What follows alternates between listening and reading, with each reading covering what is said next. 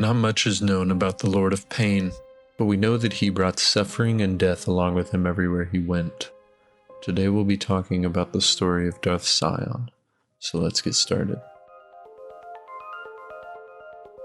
Shortly before 4000 BBY, during the Great Sith War, Darth SION served as a Sith marauder in Rakuten's Sith Empire. From the start, SION would crush the Jedi he encountered. His hatred and anger grew with each day. One after another, the Jedi would be struck down. With this also came pain. The battles were not flawless, but with each strike and injury, SION would grow with the pain, able to withstand more and more. Feeling invincible as the tolerance for pain grows, eventually SION was struck down, but not killed. His pain was so great that it manifested itself as part of him, holding himself together with the anger, hatred, and pain he has endured, then striking down his would-be killer. SION would continue to walk with the living as long as he focused on his pain, a price that seemed appropriate for immortality. Ultimately, Rakuten lost the war, but SION survived the fall of this empire. Moving forward about 20 years, the Mandalorian Wars came and went. When this occurred, Darth Revan was declared the new Dark Lord of the Sith, alongside his apprentice, Darth Malak. SION would become a Sith Lord of Darth Revan's empire, but not for long, as Revan would be redeemed by the Jedi Council, killing his apprentice and betraying the Sith Empire. SION would flee the crumbling empire, to then be found by the former Jedi Master Kreia, who is now known as Darth Traya. Traya was attempting to locate wounds in the Force. Due to SION's amount of pain and suffering, he was a living wound. Along with finding SION, Traya would also recruit Darth Nihilus, the Lord of Hunger. The three of them would then form what we know as the Sith Triumvirate. The common goal of these three was twofold: the annihilation of the Jedi Order and the restoration of the Sith to power. It was known among the three that Traya was the master of both SION and Nihilus. They constructed the Trayus Academy on Malachor V, where both of them would learn a lot of the dark side. Although time would show a disconnect among the trio, SION and Nihilus had ambition beyond that of Traya, and their alliance, that was united on hatred, grew strained. To be united by hatred is a fragile alliance at best. On top of this, SION had grown tired of Traya's lessons, her unneeded riddles and emptiness of her words echoing in his mind. One day, while Traya was meditating in the Academy's core, SION and Nihilus closed in on her, defeating her and stripping her of the Force, then casting her out. Now in sole command, SION and Nihilus would continue the annihilation of the Jedi and restoration of the Sith. SION would go on a spree of Jedi assassination. During many of these battles, SION was struck down with fatal wounds, but his pain and strength would grow so he could rise up and strike those same Jedi down. In 3954 BBY, SION and Nihilus almost completely wiped out the Jedi Order and united majority of the remaining Sith Empire together. They would be the most unified force of Sith in their lifetime. 2 years after this, in 3952 BBY, Nihilus would attack a Jedi conclave on Qatar. This conclave was set up by a Jedi Master by the name of Master Artrus, who also leaked the meeting information to the Sith. This would be the fall of the Jedi. Nihilus showed up without resistance, drained the planet of its life force, killing most of the inhabitants on the planet along with the Jedi. The Order publicly disbanded, and the remaining Jedi went underground. As the Jedi succumbed to SION and his marauders, there was one Jedi that remained outside known space, a woman by the name of Mitra Surik, who was a Jedi that was cast out in conclusion to the Mandalorian Wars. The same Jedi that leaked the meeting on Qatar was set to draw out the Sith in an attempt to destroy them. By doing so, she would orchestrate the return of Mitra Surik. While doing so, she would also spread information about her to the Sith. One rumor was that Mitra was the last of the Jedi. That alone was enough to draw the Sith out. The idea of this Jedi consumed SION.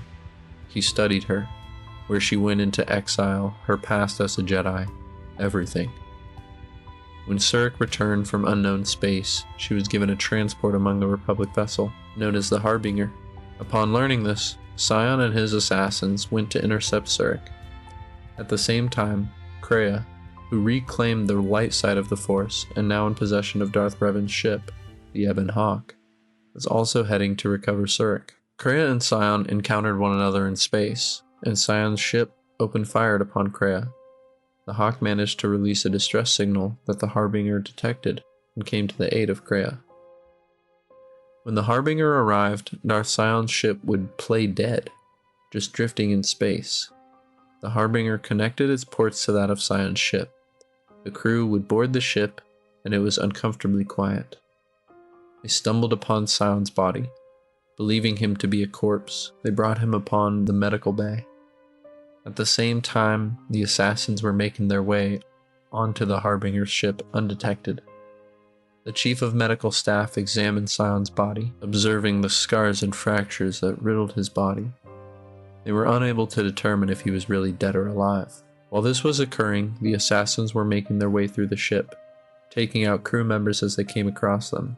At last, Sion awoke, killing one of the crew as they walked by and announcing that he had come for Surik. His assassins appeared around him and quickly killed the guards that were sent to the medical bay for reinforcements. He then went to search the vessel for Surik, but to no luck. Kreia had found her, and they boarded the Hawk and fled. Sion took control of the Harbinger and followed the pair to the mining planet of Purga 2. Kreia and Surik would encounter Sion on the planet. While Surik fled, Kreia engaged the Lord of Pain. Shocked by her survival, Sion mocked her belief that the Jedi could stop the Sith. Kreia then leapt out to attack. Sion deflected her attack and at the same time cut off her hand. Knowing she would not win, Kreia fled and rejoined Surik on the Hawk and fled the planet. Filled with rage, Sion would board the Harbinger one last time and go after them. A firefight commenced in the asteroid field above Purgus. A shot blew apart an asteroid and consumed the Harbinger in flames. Sion would survive. Enraged by Kreia, Sion vowed to destroy everything she held close, starting with Surik. He would have his chance when they came to Korriban in search of Lonavash. Shortly after they arrived on Korriban, Sion would kill this Jedi Master that was imprisoned in the world, and not long after that, they would arrive at the ruins of the Sith Academy. Sion would sense the arrival of Surik and have the doors of the entrance closed and locked behind her. As Surik would travel the inner workings of the ruins, she would come across the corpse of the Jedi Master as well as Sion. He would block her escape, finally coming face to face with her. Sion warned Surik of Kreia, that she would betray her just as she did to him. During this, the two fought a vicious battle. Every time Surik would injure Sion, he would call upon the Force to heal himself. As time went on, Kreia called out to Surik through the Force, informing her that this was a battle she could not win. Knowing this, she fled, but Sion, feeling a measure of respect, let her leave. He knew they would meet again. Following this encounter, Sion began to feel something new, something beyond the respect he felt previously, something he couldn't tolerate. He saw beauty. Knowing this feeling to be a weakness and one that leads to death, he would continue to think about it, growing to hate her day and day for how much it occupied his mind. After Sion returned to Malachor 5, he would soon encounter a familiar face, Traya, who once again would reclaim her role in the Sith and title as Darth Traya. She arrived on the planet and killed Sion's assassins, finding him at the core of the Academy. Traya explained that she finally understood Surik's choices. Sion wanted to kill her, but Traya bent him to her will and prepared him for Surik's arrival, making sure that he would show her respect when she arrived. At last, Surik would arrive, searching for Kreia, fighting her way through the defenses and arriving face to face with Sion and Traya. Sion warned her to leave, stating that Traya would break her the same way she did to him. Sion believed that Traya could not be defeated. He told Surik that if she were to deny herself to Traya, she would have no other choice but to complete the training on himself, to be the strongest Sith and rise to power. But with words expelled, Surik and SION fought. Surik would strike down SION, but with the power of the dark side, SION would rise again. They fought again, and again he fell. Surik was pleading with SION that Traya did not respect him and was only using him, but SION wouldn't listen, claiming that Traya would complete his training as her true apprentice. Surik would strike down SION a fourth time, but he was unrelenting. With one final plea, Surik told him that you have been defeated, and that Traya only respected the ones who could let go of the Force, not ones who relied on it. The final words of Surik forced SION to grasp that the eternity of pain he had given himself was conclusively his greatest weakness. In his last moments, SION warned Surik that Traya would break her, but that she was Traya's weakness, just as she was his. Finally at peace, SION allowed himself to die and become one with the Force. Thank you guys for watching. If you did like it, be sure to drop a like, hit that subscribe button, it does mean a lot. Let me know what video you guys want to see next. I'm thinking about doing Darth Traya, since there's been a couple stories with her name being mentioned. I think it would be a good segue, but let me know. And again, thanks for watching, and I'll catch you guys in the next one. Peace.